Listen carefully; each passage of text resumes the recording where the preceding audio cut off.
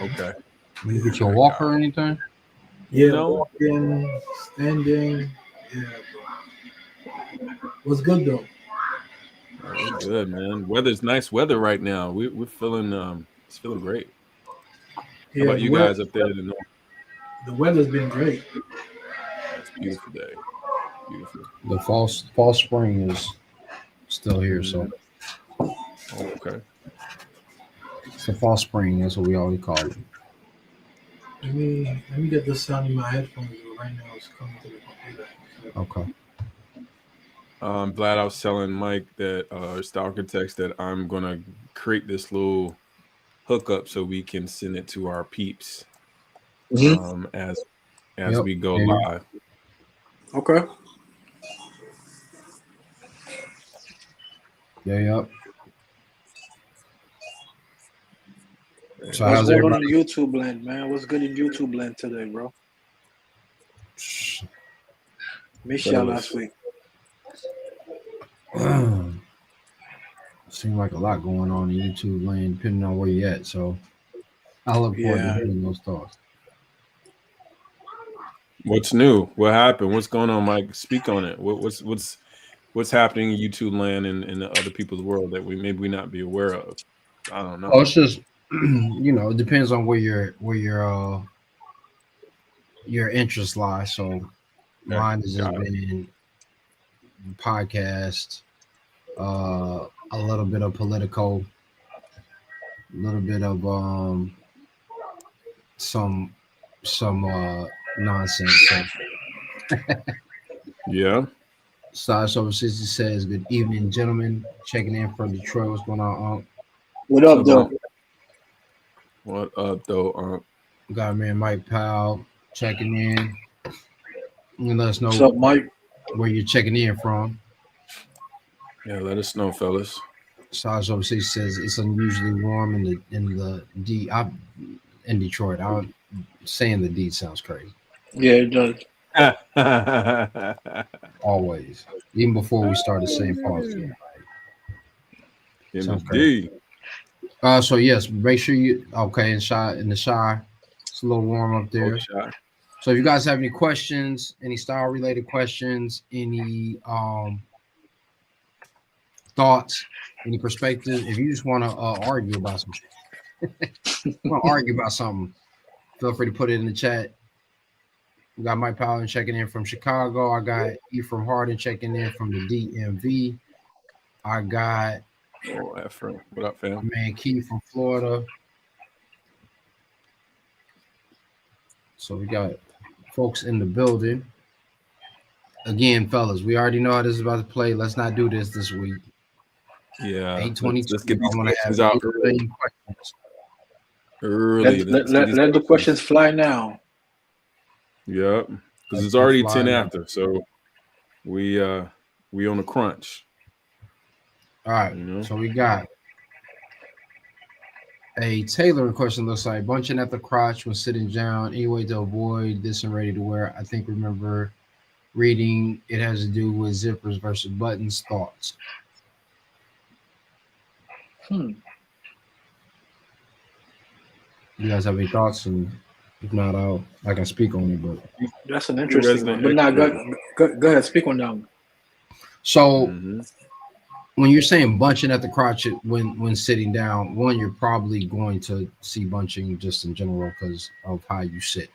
Unless you're like leaned all the way back and your legs are straight, that's probably the only way that you're going to see non-bunching. What I think that you're talking about is excess gathering, which can be due to a long rise. Yeah. So if your rise is sitting long, but your pants are sitting below your waist or your stomach, then you'll definitely see a lot of that gaping and bunching in the not gaping, a lot of the bunching in the crotch area. So you can do two things. You can have them shorten the rise, and any skilled tailor will be able to do that. Or if you're doing it ready to wear, so that would be the best thing to do is have them shorten the rise. Or wearing it at your natural waist, right? Yeah, but that's what I'm saying. If you're gonna pull it up, then pull your pants up, you may have to open up. There may be more tailoring that's going to be done. So if you're seeing that, Key, I know that you are a slimmer guy, so it just would be about pulling your pants up. But if you have a bit of a gut, then you want to pay attention to that and make the necessary alterations, with the understanding that they may not have enough to let out either. Anyway, because you're throwing on a 34 when you really should be like in a 38. You're going to be limited. So the button fly does create a cleaner rise, but that's also if it's done properly. There's not a lot of tailors that do a button front really, really well. So also just be mindful of that. Yeah, I'm too old to be doing buttons, bro. I'm trying to shuffle with that if I'm running to the restroom. Yeah, man. Well, great question. Key, Billy D, we got check-in from Pittsburgh. All right, Billy D. Billy D. You know what I'm saying? Pause. For sure, that's a gangster. Or a name. Gangster. Stylish over 60 said, my question is, what are you guys' thoughts on pinky rings? You guys, what do you think? I don't have a problem with them. They're not for me personally, but that's what makes us all different, right? Like little things like that. So I don't have a problem with them. Yeah, I don't either. I haven't had one in quite some time, but if I came across one that was appealing to me, I'd rock it. You know, it depends on what I'm wearing, and you know, it's all about context, right? When am I wearing it? Yeah, I think context, like I always say, is key. Partly because, especially if you are in business, I was reading somewhere that like a pinky ring can create distrust because it's associated with like nefarious things, like whether you were a pimp, you were a gangster. People who wore pinky rings were very rarely noble individuals. So there's also going to be something that is much more street driven, not in a gangster type of way, but in an urban type of way. Like that's something that you would wear in an urban setting, not so much in a business setting. With that being said, I've seen it done very well with like signet rings. It can be done very sophisticatedly. It's just about making sure that it's done graciously, I guess, is the other thing. Like I still wear I just wear a signet ring on this finger. Took it off earlier today, but like, and those are my two rings. So I mean, you can. I know guys who wear rings on all four of their fingers on both hands, and it looks good for them. But you know, you just have to be mindful in that space, in my opinion. Context. Great question. I like that question. Michael Powell says, I got a Navy fisherman sweater today. I'm going to wear it with Navy cores. What else would look good with it?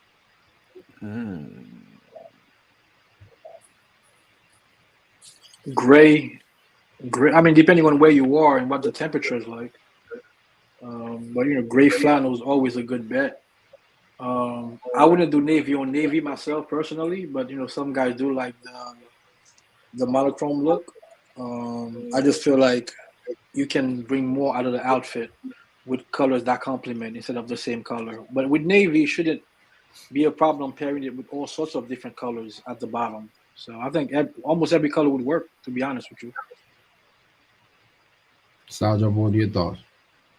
Yeah, I think it's so. The fact of the matter is, you got a Navy fisherman sweater and Navy cord. So then, you know, me, I would either go with a white shirt, button-up collar, or a pencil stripe shirt as well, to go vertical versus, you know, the break up the solid of the navy on navy.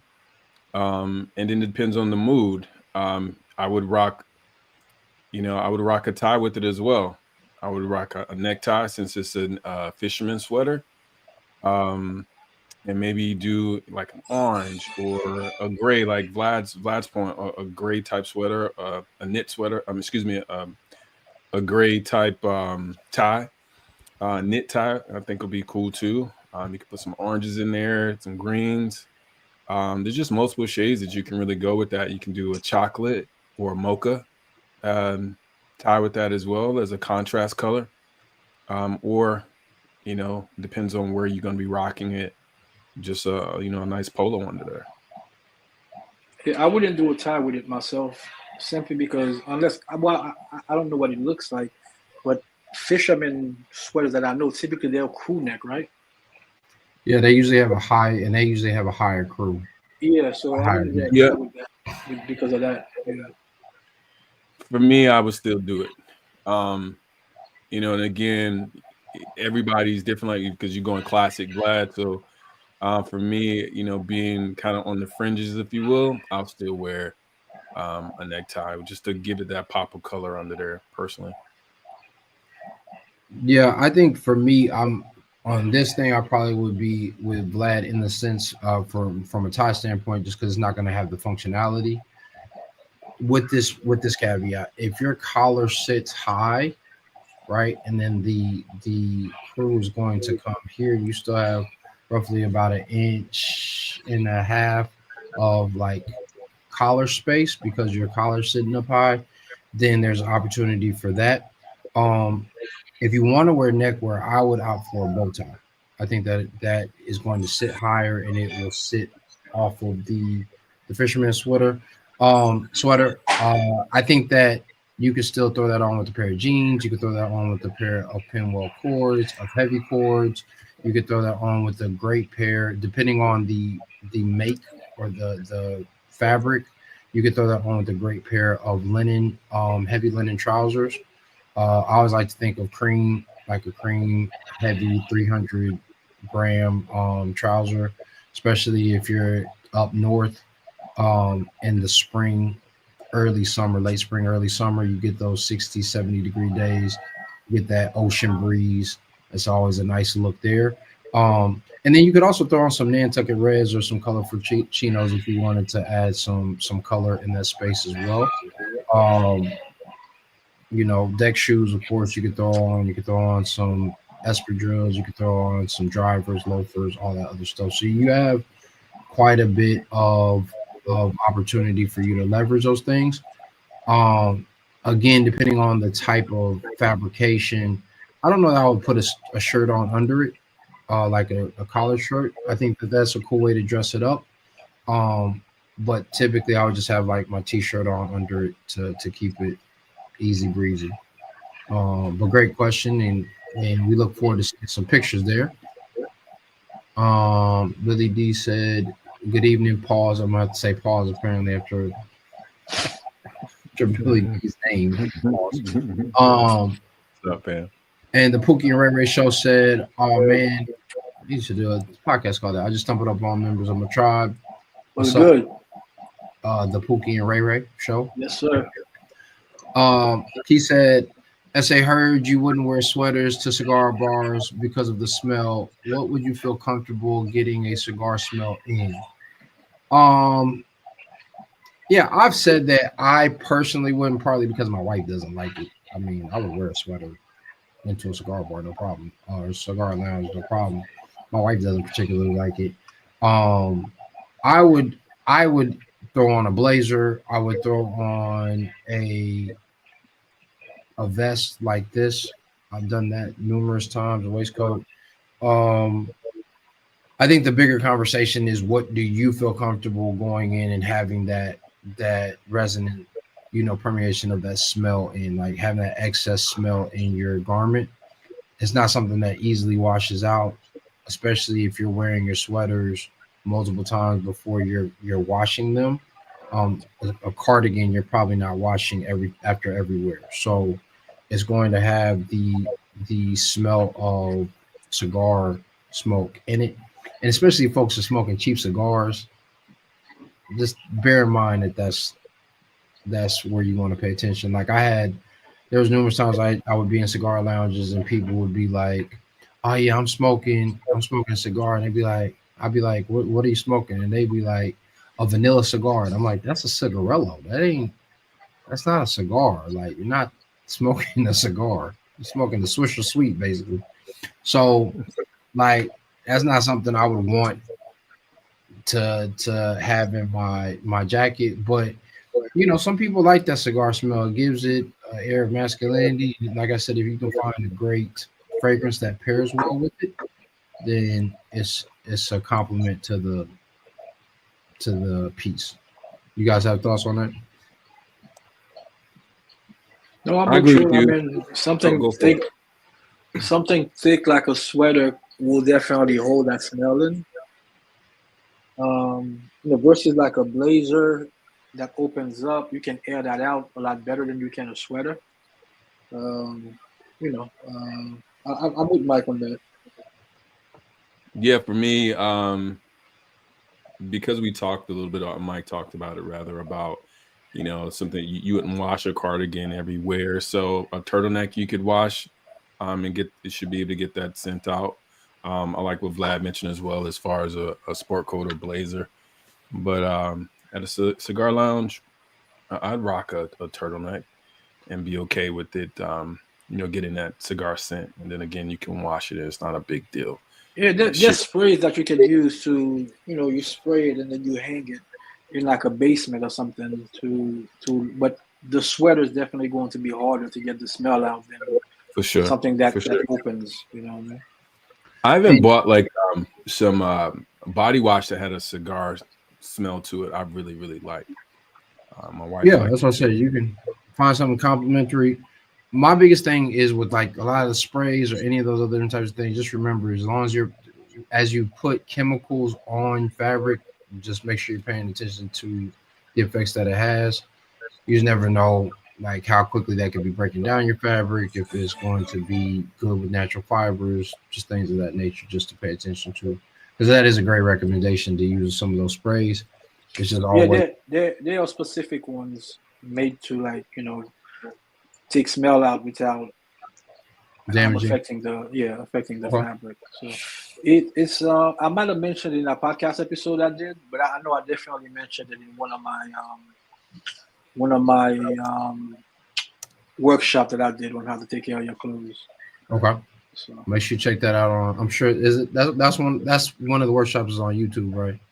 no, it's not on YouTube, but I would check the podcast for that Okay. episode. I might have mentioned it on there too.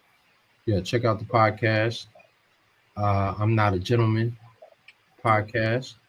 Um Starts over 60 said, oh, and Zev said I'm so judgmental. Zev Kohler said I'm so judgmental. I'm not judgmental. I'm trying to help you. Help me help you. And Chris Lisa 43 on Instagram says, I've heard that you can use vodka in the mist bottle to remove smells and scents. I've heard that too. I don't know if I trust it. I heard that briefly. Like you can add some vodka because vodka doesn't hold a smell. Like that you can use that. I don't know if I trust that, but fair. Size over 60 said, what would you gentlemen recommend the type of sweater to wear with a OCBD shirt, crew neck or V-neck for guys who may just be getting started in their style journey? The OCBD stands for Oxford Cloth Button Down Collar. Um, Guys, you got thoughts? They both could work. The V-neck is going to show more of it, more of the shirt. But they both could work. I've worn both. But at the same time, I don't wear a tie with my OCBDs. So if I'm wearing OCBD, I never wear a tie. So that's something to keep in mind. If you want your tie to show, then it would definitely be the V-neck. But yeah, I've rocked both, bro. I'm with Vlad on this one. Then I like if you're gonna add a third option would be exactly what Vlad has on tonight, which is a cardigan. Yep. I would say that mine is paying attention to your face. So do you look better with a crew neck naturally? If you have a longer neckline, you probably don't want to continue to extend that with the V-neck.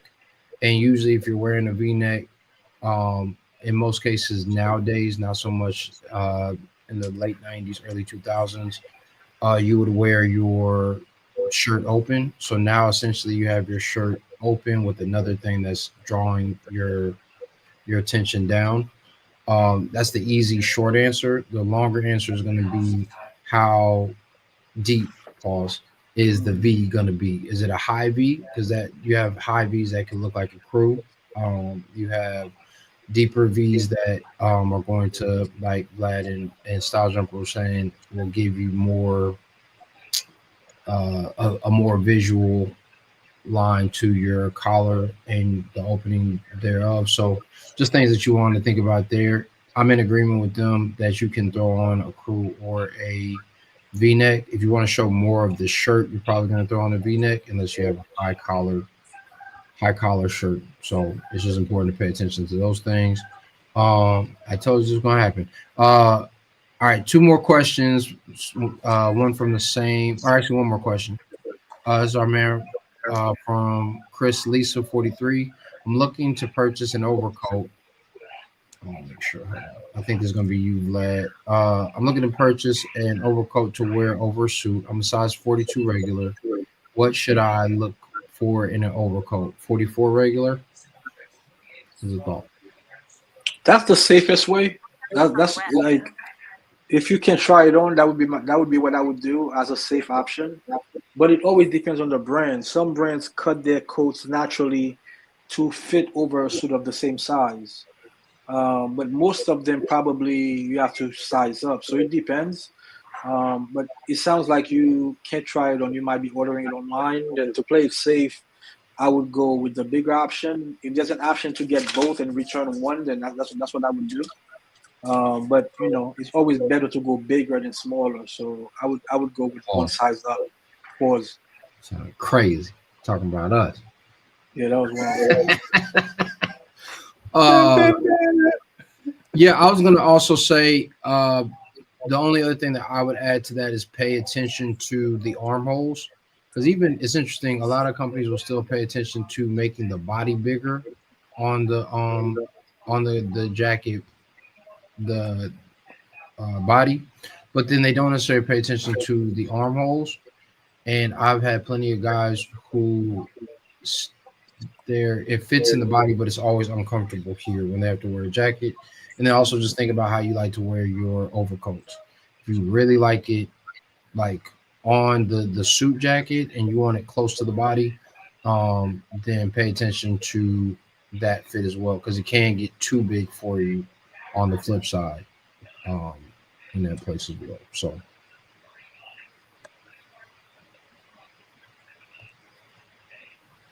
That's it. Style Jumper, you got some thoughts? I just want to make sure you.